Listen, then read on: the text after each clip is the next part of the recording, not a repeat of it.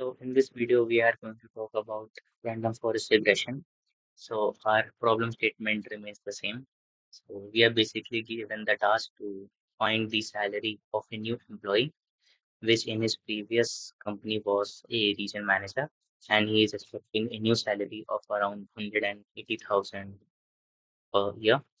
So our job as machine learning engineers is to, you know, give the HR the information whether that person, that employee which is asking that new salary of $180,000 is justified or not.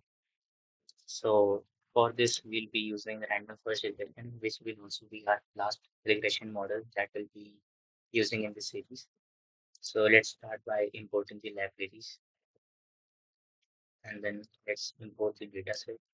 So basically, we are using the level as the independent variable and the salary as the dependent variable.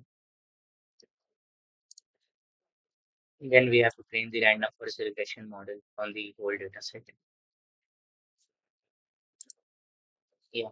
So basically, as you can see, random forest regression works on ensemble learning.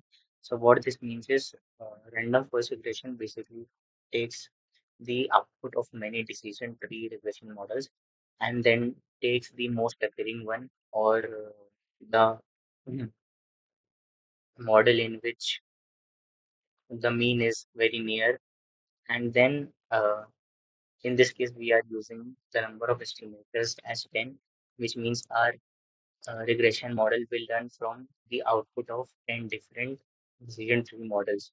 And on the basis of those output, our regression model will give out some values. So now it's time to predict the new result. Yeah, so as you can see, this gives us a value of around 167,000. And our new employee was asking around $180,000. So now let's look at this visualization to see how well our regression model looks like and how well it works. Okay. So as you can see, our model predicts all the values correctly, but just like the decision tree function, uh, it doesn't take into account the experience part. For example, uh, if a person is working at a level 6 for 5 years, then he's not at level 6. He is at level 6.5 or 6.8. So our regression model doesn't actually take that into account.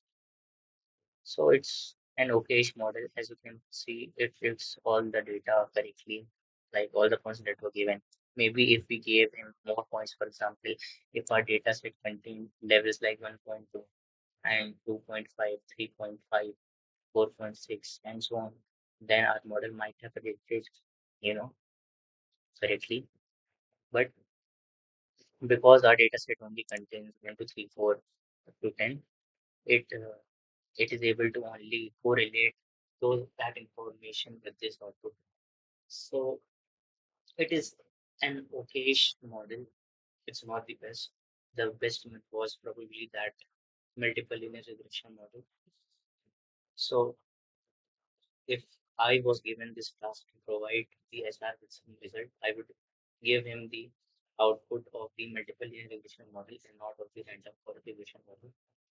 Also for the hyperparameters, you can do a lot of things, which I'll show you in a second.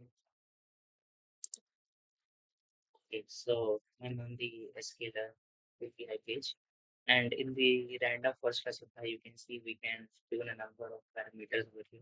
So, for example, we already work with number of estimators. We can also change the criterization from Gini to something else. Then we can change from Gini to entropy to log loss, and then we can also use max depth, min sample split, which is always true. So let's see what min sample split means. So it is basically the minimum number of samples required to split an internal node. So nodes, as you know, it's a concept of decision trees. Our our regression model works on decision trees because combining multiple decision trees, we get a random forest classifier. So These are the different parameters which you can play with and see uh, by different values of these parameters what output you get, and you can always compare those outputs with visualization to see how much better it is. So this is it from the random forest regression, and it's also the end of our regression series. Thank you, and I'll see you guys in the next series, which is the classification series.